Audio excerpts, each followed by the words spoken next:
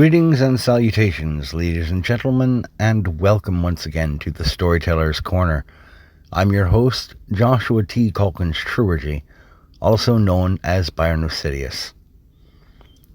This is American Minotaur, written by yours truly, Joshua T. Calkins Truergy.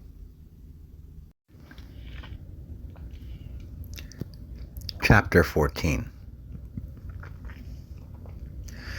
Rita Turkin kissed her own palm, and then reached up to gently press her hand to Titus's cheek as she swept past him into the Jacobson home that snow-covered Thursday morning, carefully balancing one of her astounding pumpkin pies on her other hand.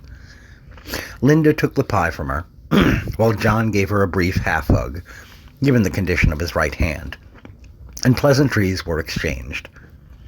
Misha brought up the rear, warmly embracing both Jacobson parents before giving Titus a fierce hug. "I heard about the Ridgeworth game," she said. "That's messed up that they declared a draw instead of just giving you guys the win." "Coach Reynolds made a good point about the likely rationale for that decision," Titus said.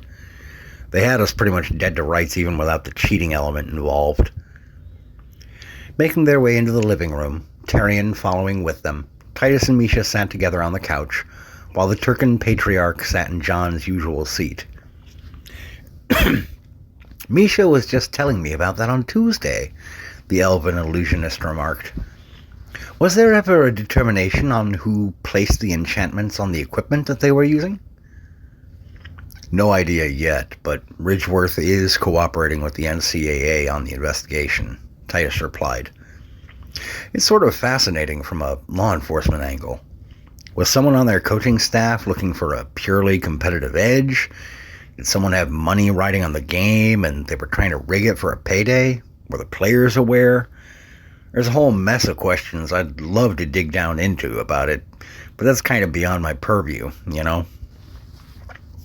Misha hopped off the couch, heading toward the kitchen. "I'm grabbing a drink. You want anything, T? Dad?" "No thanks, honey," said her father. "Would you kindly grab me a Dr. Pepper out of the fridge, Mish?" "Very Bioshock of you in the phrasing there, big guy," she said with an impish smile. "Good thing you don't know anyone named Andrew Ryan." Titus snickered, flapping the joke off casually. Tyrion sat blinking at Titus, confused. "Is that a film reference of some sort that I'm missing?" "Video game, Mr. Turkin. Don't worry about it." There came a knocking at the front door then, and Titus's entire frame went stiff. "That'll be Sutek," he thought, trying to unclench his fists on his lap. He got up, stopping as Misha swept into the room to hand him his soda, and turned heel to go fetch the front door. "I can get it, Mish." She gave him a little flap of the hand and disappeared around the archway toward the front door, and he heard the door open. This can't be a mistake. I'm a Minotaur. We don't get the wrong house." Titus heard his biological father stammer on the doorstep just out of view. "I'm Misha Turkin, Mr. Sutek. I'm a friend of T's since we were kids," came the half-laughing reply. "Oh, yes, the half-elf girl. He's mentioned you," Ashkar said, coming into view in the front hall and halting next to the coat closet across from the living room archway. "Those guest hoofcaps are in here, right, Titus?" he asked, hooking a thumb over his shoulder at the closet door. "Yeah, third shelf down. Remember, back of the heel and pull forward is the easiest, Ashkar." "Not having to worry about these kinds of things would be even easier than that," Ashkar grumbled, pulling the cap over his left hoof first, then his right. "Who are the Lions playing today, anyway?" "Triple header," said John, coming out to join Ashkar, Tyrion, Titus, and Misha in the living room. Tyrion scurried over to Linda's chair while John settled into his own living room throne, taking up the television remote and navigating away from the Macy's Day Parade to one of the day's pregame warm-ups. "Lions and Packers are first up at 1, Ravens and Browns at 4, and Cowboys at Philly tonight at 7. All divisional games. Nice, said Titus. When did they start doing more than one game on Thanksgiving? Misha asked with a pat on Titus's knee. I think 7 or 8 seasons ago, right around there. Right, Dad? Both John and Ashkar turned their heads toward Titus, leaving Misha to think, oh, awkward. Titus let out a low noise in his throat, but offered no immediate comment on what had just happened. Right around that time, yes, said John. Tarion, could I trouble you to grab me a beer from the kitchen? Coming right up, said the elf, vacating his spot to the kitchen. As he passed through, he cocked his head slightly to one side, listening in to his wife and Linda Jacobson's chatter at the kitchen table, each wife holding mugs of steaming cocoa. He opened the fridge, grabbed a can of beer for John, and swept over to kiss his wife atop the head. Everything all right out here, dear? Linda was just asking about you, said Rita. About the, lines, Rita added. It just seems like a huge sacrifice, Linda remarked, reaching out a hand on the table toward him. Tarion put his own hand on hers for a moment, patting it. Given how your people live, I mean. The ritual of soul binding is difficult on both parties, when they are of different enough species, Tarion said, his hands on his wife's shoulders now. But it creates a balance that I believe is more than worth the cost. Rita will outlive all of the Hume friends and family that she has known, and my own lifespan will be greatly reduced. But we both understand full well what it meant for each of us. Have you told your daughter? Misha knows, yes, said Rita. As a half-elf, her own years will be almost equivalent to ours. Tarion and I, she continued, reaching one hand up to cover his on her shoulder. We're fortunate to have found one another, the way you and John did. Now, she said, flicking Tarion's hand playfully, is that beer for you? Oh, right, he sputtered, darting away back toward the living room. Rita watched them go, then turned back to Linda with a half-lidded look on her face. If push comes to shove, though, and I get tired of his constant forgetfulness, I can always just threaten to make the rest of his long remaining years a semi-eternal dry spell, if you catch my meaning.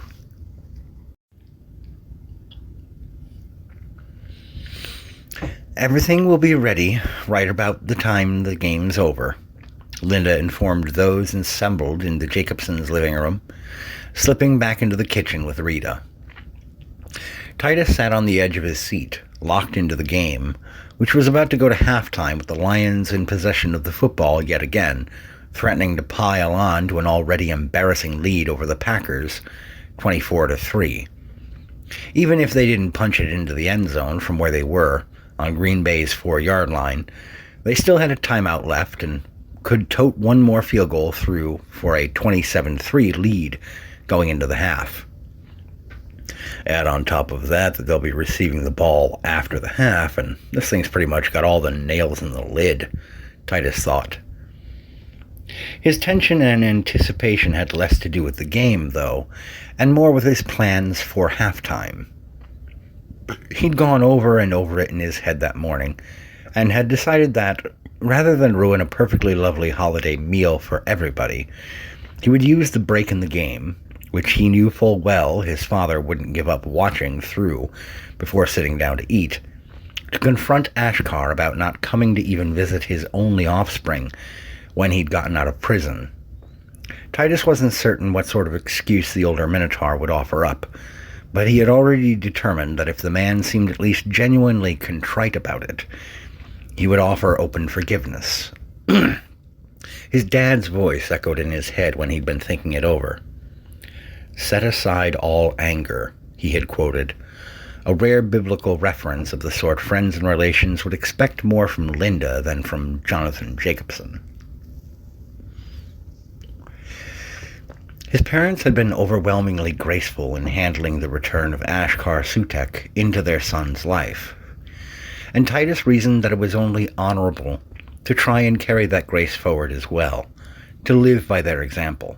The Lion snapped the ball, and a swift slant from Jared Goff found pay dirt in a tight end's hands, sending the game into the half with a lopsided score. "This isn't a game, it's a slaughter," Misha commented beside him. Titus hoisted himself up off the couch, stepping over to Ashkar. "Hey, come with me, Ashkar. I wanted to ask you a few things," Titus said. Ashkar shrugged and got up, following Titus down to the Jacobsons' basement, which looked almost hollowed out now that the weeder machine had been pulled apart the rest of the way, and several other pieces of workout equipment had been packed up and set against the wall. Ashkar looked at the Power Max and pointed at it with a raised eyebrow. "Normal machines aren't hefty enough for me. Haven't been since I started high school." "Oh, that makes sense," said Ashkar, sitting on the Power Max's user seat. "So, what's on your mind?"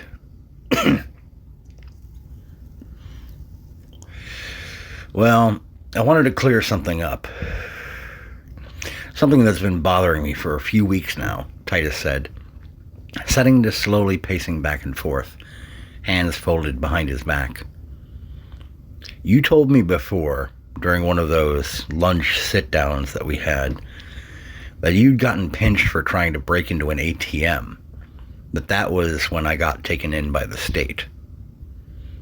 "Yeah, that's right. And look, I still regret that, Titus. I regret a lot of the stuff I've done since coming to Earth, and that's pretty much at the top of the list." Titus ceased his pacing a moment and turned his head to look Ashkar dead in the eyes. "How about not coming to see me when you got out of prison?" Ashkar hitched up a little at this, sitting straighter suddenly. "I got some help looking into your record, Ashkar. I know you got out well before I graduated from high school." Titus squared himself up with his birth father, his hands in his pockets. "Do you want to tell me what happened there?" Ashkar let out a long sigh, running a hand back over his forehead and between his horns, looking down at the basement floor. "Yeah. Look, when I got out, Titus, I'll tell you honest, I was just looking out for myself," Ashkar said, still looking down at the floor. "I came out of prison with nothing but a couple of $100 that they give you to get moving, and a halfway house address to go stay at to try and get back up and running. I asked my P.O. about you, though," he said, looking up at Titus. "He gave me the full rundown on the Jacobsons. Sounded like good people to me, like they'd been doing right by you. So," he said, turning his hands palms up in a defeated gesture, "it seemed to me like going anywhere near you would have just been trouble that you didn't need." Titus folded his arms over his chest, scowling daggers at the other Minotaur. He didn't like Ashkar's reasoning, but given his familiarity with the mechanics of the criminal justice system, thanks to his education, he well understood the uphill battle that some convicts faced in trying to put their lives back together out in the civilian world. It was one aspect of said system that he found troubling on a personal, ethical level. "Okay," he finally rumbled after a minute. "I don't like it, but I understand it. Moreover, your assessment of my mom and dad was spot on. They've done everything in their power, and then some, for my benefit. You've made some poor choices, as you've indicated, but a man is not defined only by his errors in this life." Titus started toward the stairs back up and looked back at his birth father. "Come on, Ashkar. Second half should be kicking off soon."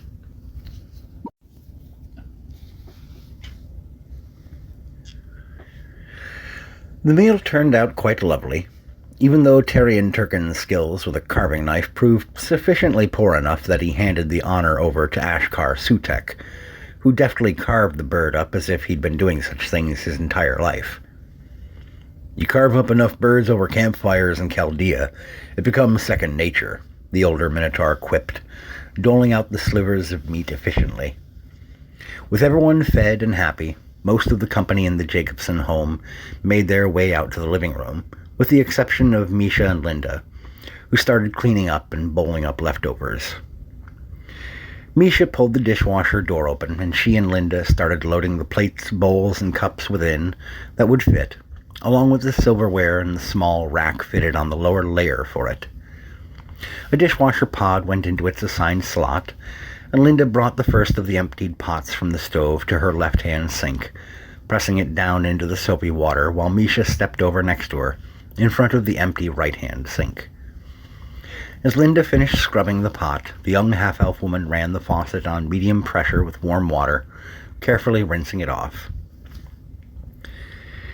"You must be pretty excited for Titus, given what's ahead for him," Misha said as casually as she could manage. "You know, his last game of the year next Saturday, having more time at home around the holidays." Linda's scrubbing of the next pot slowed down noticeably, as the Hume woman peered sightlessly at the backsplash behind the sink for a moment. "I'm worried for him more than anything right now, sweetie," Linda half whispered, still staring at the wall.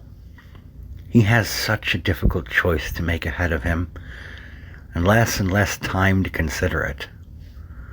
Then there's this thing with Ashkar," she said, closing her eyes tightly. "And anyway, after he graduates, what then?" Linda looked over at Misha, their eyes meeting, and in that gaze, the illusionist saw Linda Jacobson's soul laid bare. She's already known Titus would leave home eventually, but now that the time's almost here, she's not ready. "Misha, he's my only child in this world. I love my husband, and the Lord has been very good to us," she said with a melancholy smile, looking back over her shoulder toward the living room. "It might be different for me if he had someone in his life other than us. He's only ever had a couple of girlfriends, you know," she said, returning to her scrubbing and handing Misha the second pot. "Yeah, I remember them. Tammy Grayson and Nicole Barnes. Oh, trust me, I would have loved to have slapped that little Barnes girl for what she did to my boy," Linda nearly snarled, her hands slipping in the soapy water, splashing herself a little bit. She released a tension laugh, shaking her head. "I know, I'm being silly. I'm sorry, dear. It's just a little overwhelming, I guess. Maybe I shouldn't have retired yet." "You could always go back part-time, couldn't you? Maybe be a substitute teacher a couple of days a week or something?" Linda tilted her head to one side and smiled. "That's actually not a bad idea." She reached over and daubed a small puff of soap suds onto Misha's pert little nose. "You're a wonderful young woman, Misha. Your parents are blessed to have you." Misha nodded, keeping her own concerns for Titus to herself for the time being.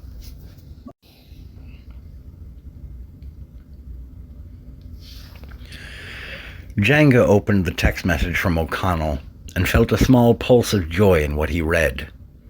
"Won't be back from Boston until Monday. Already told Ash to leave the joint closed today, but to make sure to open up tomorrow. Help him run the place until I get back." With Black Friday likely keeping most folks around the city, law enforcement authorities included, more than a little busy on the day, Jenga had an ideal opportunity laid out in front of him to go sweep through the man's residence for the blast rod. As the hobgoblin pulled on his boots, he recognized that he didn't expect to find the rod at O'Connell's place, no, but he fully expected to find a clue as to its whereabouts. He only hoped that Ashkar wouldn't reach out to him about business at the bar, not until he was finished rooting around in O'Connell's home. While the Minotaur had released him from his oath of service shortly after being dragged out of their world into this one, and he was under no spiritual obligation to the bull, Jenga still felt a certain loyalty to him. This was why he hated not coming clean with Ashkar, to tell him that he wasn't here to be helpful, that he was working his own angle as a freelancer. Jenga knew the basics of his client's request, that Ashkar Sutek had gone to Boston to serve as a proxy for O'Connell in buying the blasting rod at an underground auction. The trouble was, Jenga's client had never offered the rod up for auction to begin with. Someone had stolen it and put it up for a bidding war among the area's premier underworld outfits. Or at least this was all that Jenga had been told. Said client couldn't well report the weapon as stolen to the authorities, of course, since it had been taken by force from its rightful owner and was not registered with the Office of Magical Armaments. Jenga drove directly from his place to O'Connell's building, a nicer place on the city's south side, with only a couple of condos per floor. The Hobgoblin was familiar with such places. They tended not to invite obvious riffraff like himself inside, not without a good purpose. Driving around the block, Jenga got out of his car and popped the trunk, taking from within a toolbox, a metal clipboard, and a well-worn set of dark blue workman's coveralls. The Hobgoblin quickly got into the coveralls, clambered back into the driver's seat after putting the toolbox and clipboard on the passenger seat, and buckled up.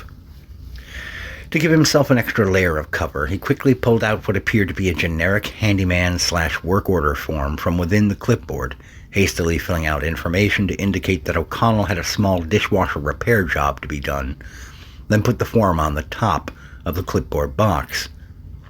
The little things he had found over his years working for Ashkar Sutek and in the mostly human world of Earth tended to make the most difference on jobs like this. Jenga made his way back around the block once more, parking a few public spaces down from the apartment building's main entrance, grabbing the toolbox and clipboard out and letting himself take on a work-weary affect.